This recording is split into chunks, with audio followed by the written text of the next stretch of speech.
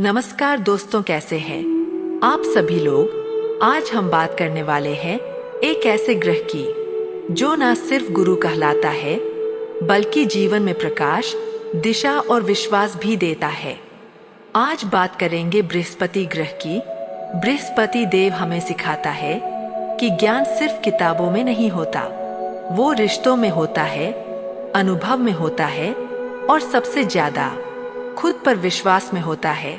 तो चलिए जानते हैं, बृहस्पति देव जब आपकी कुंडली के अलग अलग भावों में होता है तो कैसे बदल देता है आपकी सोच, आपकी दिशा और आपकी किस्मत। मैं हूं सिया और स्वागत है आपका राशिफल और तंत्र में। सबसे पहले एक जरूरी बात, अगर ये जानकारी आपको पसंद आए तो इस वीडियो को जरूर लाइक करें, चैनल को सब्सक्राइब करें ताकि हम फिर मिले, और कोशिश करें कि वीडियो को शेयर करने की और कमेंट में जय श्री राम अवश्य लिखे और साथ में बताएं कि गुरुदेव आपके किस भाव और राशि में है। साथ में ये भी बताएं कि किसकी क्वालिटीज आपके नेचर में है।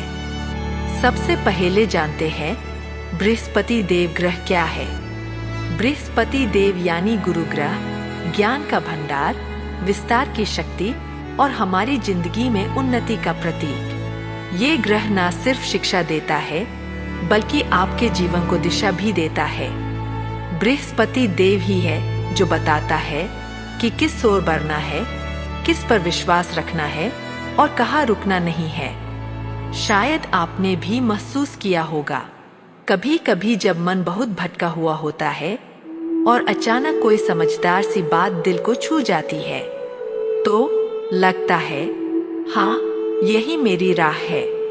यही भाव बृहस्पति देव लाता है आपके जीवन में।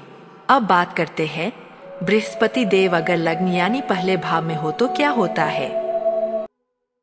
बृहस्पति देव पहले भाव में हो तो व्यक्ति का व्यक्तित्व ही ज्ञान में होता है। इनका चेहरा शांत, नजरें स्थिर और चाल में एक गुरु जैसी गरिमा होती है।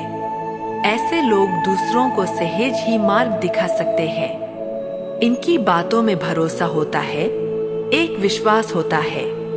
लेकिन कभी कभी बृहस्पति देव इतने अधिक विचार देते हैं कि व्यक्ति प्रैक्टिकलिटी से दूर हो जाता है, और तब जरूरी होता है सपनों को जमीन पर लाने की समझ। बृहस्पति देव अगर अच्छा हो तो ऐसा व्यक्ति समाज का दीपक बनता है, लेकिन अगर पीड़ित हो तो खुद को ही समझाने में उलझा रहता है। अब जानते हैं बृहस्पति देव अगर दूसरे भाव में हो तो क्या असर होता है।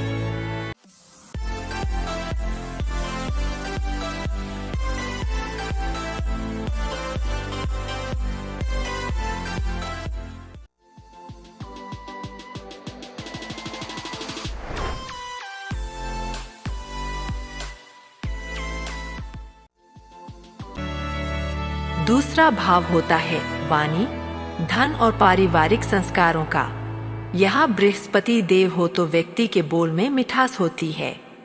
इनकी वाणी में सीख होती है, सलाह होती है, जैसे हर बात में कोई अर्थ छुपा हो। शायद आपने भी कभी किसी की बात सुनी होगी जो बोले तो सीधा दिल में उतर जाए। ऐसे ही लोग होते हैं जिनका बृहस्पति देव दूसरे भाव में होता है।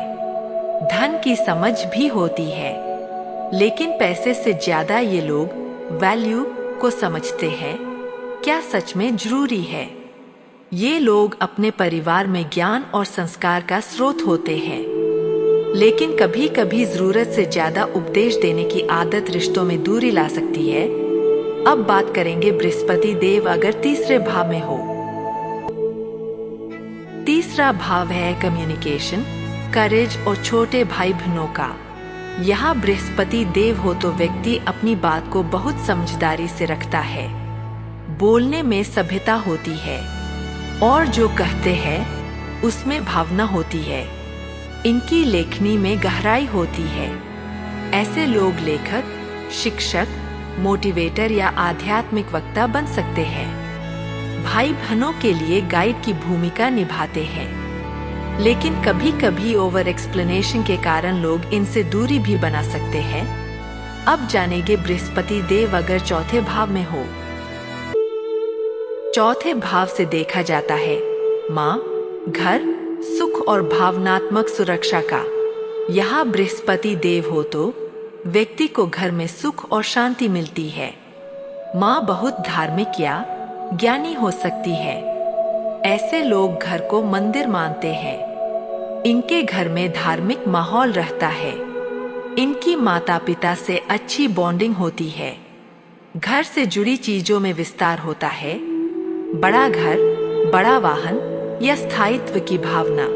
लेकिन अगर बृहस्पति देव पीड़ित हो तो घर में विचारों का टकराव या स्थायित्व की कमी भी हो सकती है। अब बात करते हैं बृहस्पति देव अगर पंचम भाव में हो। पंचम भाव है संतान, प्रेम, रचनात्मकता और शिक्षा का। यहाँ बृहस्पति देव हो तो व्यक्ति का प्रेम बहुत गहरा और शुद्ध होता है। ये लोग प्रेम को सिर्फ अट्रैक्शन नहीं, आत्मा का जुड़ाव मानते हैं। शायद आपने भी ऐसा महसूस किया होगा जब कोई आपको सिर्फ समझता नहीं, आपकी आत्मा को सुनता है। ऐसे लोग आध्यात्मिक प्रेम करने वाले होते हैं। इनकी संतान में कई तरह के गुण होते हैं। ये शिक्षा और विचारों से दूसरों को अपलिफ्ट करते हैं। इनके विचार बड़े होते हैं और इनकी सोच समाज को दिशा दे सकती है। अब जानते हैं बृहस्पति देव अगर छठे भाव में हो। छठा भाव होता है रोग, ऋण और विरोधियों का। यहाँ बृहस्पति देव हो तो व्यक्ति सेवा भाव से भरा होता है। ये लोग समाज सेवा, चिकित्सा, परामर्श या शिक्षा के क्षेत्र में बेहतर कर सकते हैं। दूसरों की मदद करना इनका स्वभाव होता है। लेकिन कभी कभी लोग इनके इस स्वभाव का लाभ भी उठा लेते हैं। ऐसे लोगों को अपनी सीमाएं तय करना आना चाहिए, वरना गिविंग नेचर उन्हें इमोशनली ड्रेन कर सकता है। अब बात करते हैं बृहस्पति देव अगर सप्तम भाव में हो। ये सप्तम भाव विवाह और पार्टनरशिप का भाव है। यहाँ बृहस्पति देव हो तो जीवन साथी बहुत ज्ञानी, धर्म प्रिय और सहयोगी होता है। रिश्तों में संतुलन लाने की समझ होती है। ऐसे लोग एक अच्छे स्पाउस होते हैं, सिर्फ साथ देने वाले नहीं, आगे बढ़ाने वाले। लेकिन कभी कभी बृहस्पति देव इतना आइडियल बनाता है कि अपेक्षाएं बढ़ जाती है, और जब सामने वाला वैसा नहीं होता तो निराशा हो सकती है। अब जानते हैं बृहस्पति देव अगर आठवें भाव में हो। राधे राधे दोस्तों, स्वागत है आपका राशिफल और तंत्र की रहस्यमय और ज्ञान से भरपूर दुनिया में। हमारे चैनल पर आपको मिलेगा ज्योतिष ग्रहों और गोचर की सटीक जानकारी, वार्षिक, मासिक और साप्ताहिक राशिफल, सपनों के अर्थ और सामुद्रिक शास्त्र, रत्न, क्रिस्टल और फेंग शुई की जानकारी, तंत्र मंत्र विद्या और शगुन अपशगुन के विचार, और भी बहुत कुछ जो आपके जीवन को सरल और सकारात्मक बना सकता है। नमस्कार, मैं आशुतोष आपके साथ इस आध्यात्मिक यात्रा में हूँ। हमारा उद्देश्य है आपके जीवन में सकारात्मकता और समाधान लाना।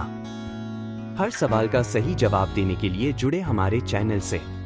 हमारा चैनल सिर्फ ज्योतिष नहीं, बल्कि आपके जीवन के हर पहलू को समझने का मार्ग है। राशिफल और तंत्र को सब्सक्राइब करें और हर दिन नई ऊर्जा और नई जानकारी से जुड़े। आठवां भाव है रहस्य, गूढ़ ज्ञान और ट्रांसफॉर्मेशन का। यहाँ बृहस्पति देव व्यक्ति को गहराई से सोचने वाला बनाता है। ये लोग एस्ट्रोलॉजी, तंत्र, साइकोलॉजी और गूढ़ विद्याओं में रुचि रखते हैं। इनकी आस्था सिर्फ दिखावे की नहीं होती, अनुभव की होती है। लेकिन ये लोग अपनी जर्नी दूसरों से छुपाकर रखते हैं। बृहस्पति देव अगर शुभ हो तो जीवन में अचानक धन, सम्मान या आध्यात्मिक उन्नति देता है। लेकिन पीड़ित हो तो गुमराह कर सकता है। अब जानेंगे बृहस्पति देव अगर नवम भाव में हो। नवम भाव बृहस्पति देव का अपना घर होता है। भाग्य, धर्म, गुरु और उच्च शिक्षा का भाव। यहाँ बृहस्पति देव हो तो व्यक्ति का भाग्य साथ देता है। गुरु कृपा और आशीर्वाद से जीवन में प्रगति होती है। ऐसे लोग बहुत धार्मिक, श्रद्धालु और न्यायप्रिय होते हैं। विदेश यात्रा, उच्च शिक्षा, धर्म प्रचार या आध्यात्मिक सेवा से जुड़ सकते हैं। इनका जीवन दूसरों को रोशनी देने जैसा होता है। अब जानते हैं बृहस्पति देव अगर दशम भाव में हो। दशम भाव है करियर, समाज और जिम्मेदारी का। यहाँ बृहस्पति देव व्यक्ति को समाज में उच्च स्थान देता है। इनका करियर धर्म, शिक्षा, प्रशासन या न्याय से जुड़ा हो सकता है। इन लोगों की पब्लिक इमेज एक आदर्श व्यक्ति की होती है। लेकिन अगर बृहस्पति देव पीड़ित हो तो व्यक्ति को सम्मान पाने के लिए बहुत संघर्ष करना पड़ता है। तब जरूरी होता है कड़ी मेहनत और सच्चाई का साथ ना छोड़ना। अब बात करते हैं बृहस्पति देव अगर 11वें भाव में हो। 11वां भाव होता है लाभ, इच्छाएं और मित्रों का भाव होता है। यहाँ बृहस्पति देव हो तो व्यक्ति को अच्छे मित्र, गुरु समान लोग और बड़े लक्ष्य मिलते हैं। इनकी इच्छाएं भी बहुत बड़ी होती है और वे उन्हें पूरा करने में सक्षम होते हैं। इनके संपर्क शुभ होते हैं। समाज से मान सम्मान और अवसर मिलते हैं। बस इन्हें अपने आसपास के लोगों की सिंसेरिटी पहचानी आनी चाहिए। अब जानते हैं बृहस्पति देव अगर 12वें भाव में हो। 12वां भाव है व्यय, मोक्ष और अंतर्मन का। यहाँ बृहस्पति देव व्यक्ति को बहुत आध्यात्मिक बनाता है।